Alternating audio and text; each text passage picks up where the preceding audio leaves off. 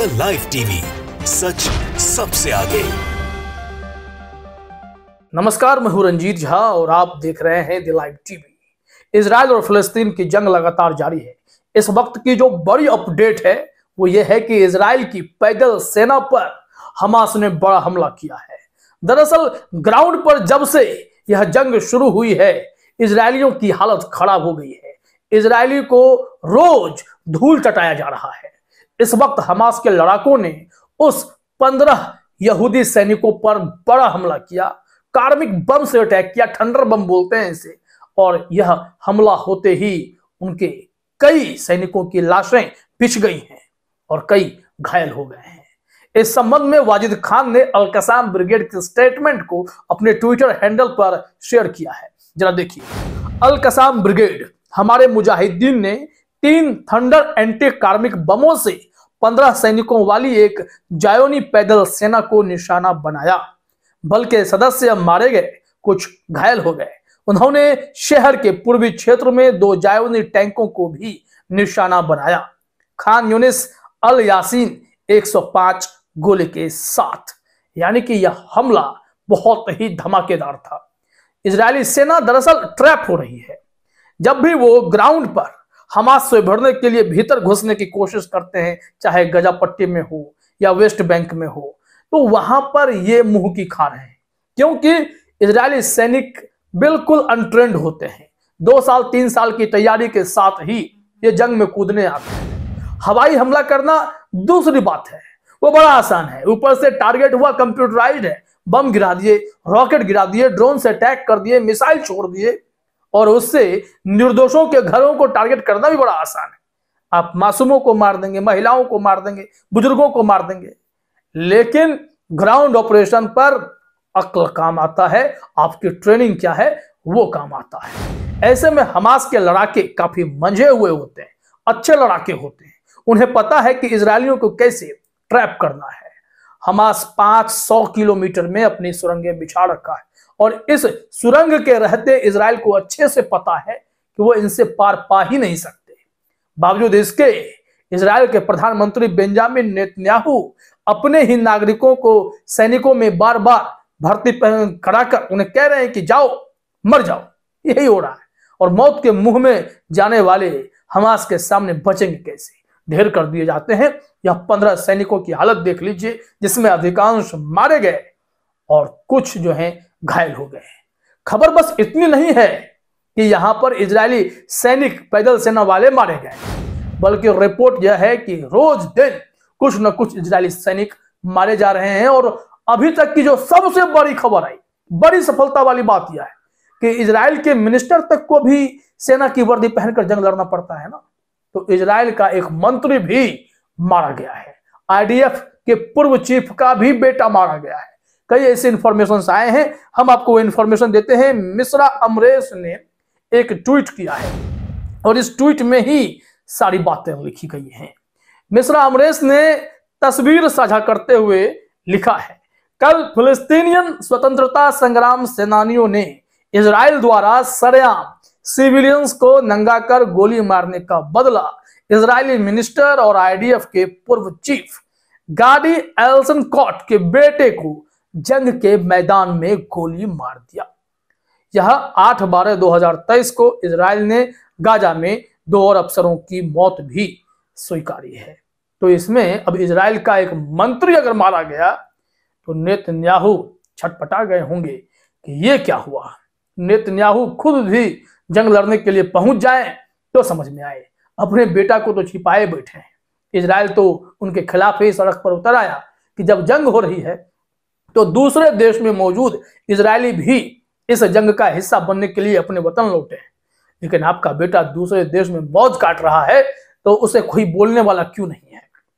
खैर, अभी जो बड़ी खबर आई कि इजरायली मिनिस्टर और आईडीएफ के पूर्व चीफ का बेटा मारा गया है, यह बेहद ही हिला देने वाली खबर है।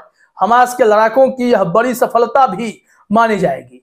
गाजा पट्टी में घुसने की कोशिश करने वाले हर इजरायलियों की क्या हालत हो रही है, ऐसी रिपोर्ट से आप सहज अंदाजा लगा सकते हैं।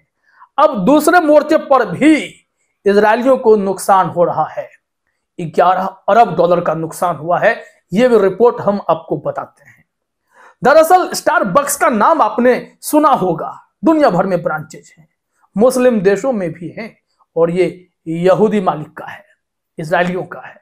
और यहां पर बड़ा झटका लगा क्योंकि इन्होंने जो कदम उठाए, मानवता के खिलाफ कदम उठाए स्टारबक्स वालों ने। क्योंकि जब युद्ध हो रहे थे तो युद्ध में तमाम नियमों के खिलाफ जाकर इजराइल ने गाजा में बेकसूरों निर्दोषों को मारना शुरू किया, जिसकी आलोचना अंतरराष्ट्रीय स्तर पर हुई। यहां तक कि नेतन्याहू को अंतरराष्ट्रीय कोर्ट का क्रिमिनल माना गया और कहा गया कि इस पर कार्रवाई कीजिए। वैसे परिस्थिति में जो इजरायली सैनिक कहर बनकर टूट रहे थे, निर्दोषों की हत्या कर रहे थे, उनका साथ देने के लिए स्टारबक्स भी सामने आ गया था। अब उन्हें देश के, दुनिया के मुसलमानों ने जोरदार झटका दिया है और नुकसान बहुत बड़ा करा दिया है। जरा देखिए अपने स्क्रीन पर, वाजिद खान ने इस संबंध में जानकारी दी है। यह ब्रेकिंग न्यूज है, सबके लिए जानना जरूरी है। बहिष्कार अभियान सफल, यहूदियों का समर्थन करने वाली यहूदी कंपनियों को अरबों डॉलर का नुकसान हुआ है। प्रसिद्ध स्टारबक्स कंपनी ने खुले तौर पर इजराइल को अपना समर्थन और सहायता देने की घोषणा की और गाजा में लड़ रहे यहूदी सैनिकों को मुफ्त भोजन देने की घोषणा की, तो दुनिया भर के मुसलमानों ने इसका बहिष्कार कर दिया और यह अब तक जारी है। मुस्लिम बहिष्कार अभियान के कारण स्टारबक्स कंपनी को 11 अरब डॉलर का नुकसान हुआ है। यदि मुसलमान अमेरिका और यूरोप का बहिष्कार करें और उनके साथ व्यापारिक संबंध तोड़ दें और यूरोप अमेरिका को तेल और गैस देना बंद कर दे, तो अमेरिका और यूरोप मुसलमानों के चरणों में गिर सकते हैं और गाजा और फिलिस्तीन पर अत्याचार रोक सकते हैं।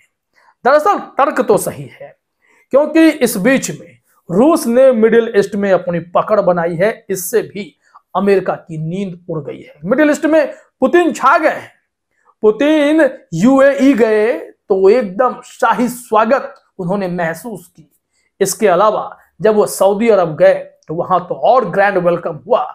ऐसा वेलकम उन दो देशों के द्वारा जो अमेरिका के ज्यादा करीब हो चला है, वो अब रूस का इस कदर स्वागत कर रहा है, यह अमेरिका को मिर्ची लगाने जैसा था।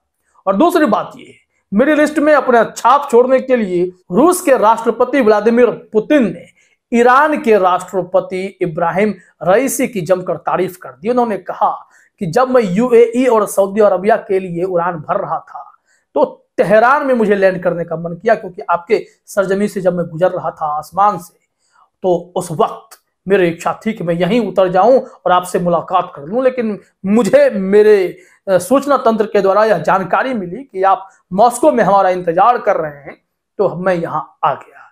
और उन्होंने कहा कि मिडिल ईस्ट के साथ हमारे संबंध और प्रगाढ़ होंगे, ईरान के साथ रिश्ते मजबूत होंगे, हथियारों की डील होगी और हथियारों की डील में ईरान रूस को लेटेस्ट टेक्नोलॉजी देगा और रूस अपनी लेटेस्ट टेक्नोलॉजी शेयर करेगा ईरान से। और ईरान इस हथियारों की पहुंच जो है वो हमास तक, लेबनान तक, यानी हिजबुल्लाह तक, सीरिया तक, ऐसे देशों को दे देगा, यमन के हुथियों को भी देगा। और ये सब देश इजराइल पर हमला करेंगे, इजराइल को मुंहतोड़ जवाब देंगे। सिर्फ एक मांग है कि फ्री फिलिस्तीन की बात हो, फिलिस्तीन को उसका हक मिले, गाजा पट्टी पर कब्जा बंद हो, अल-अक्सा मस्जिद को छोड़ दिया जाए, वेस्ट बैंक से यहूदी चले जाएं, ये सारी मांग है। और ईस्ट यरूशलेम को यहाँ फिलिस्तीन की राजधानी करार दे दी जाए। तो इस तरीके से देखिए क्या होता है, इंतजार करना पड़ेगा। लेकिन यह बड़ी खबर है कि इजरायली सैनिक अभी धूल फांक रहे हैं। फिलहाल इस वीडियो में इतना ही। आप सभी का हमसे जोड़ने के लिए बहुत बहुत धन्यवाद। द लाइव टीवी, सच सबसे आगे।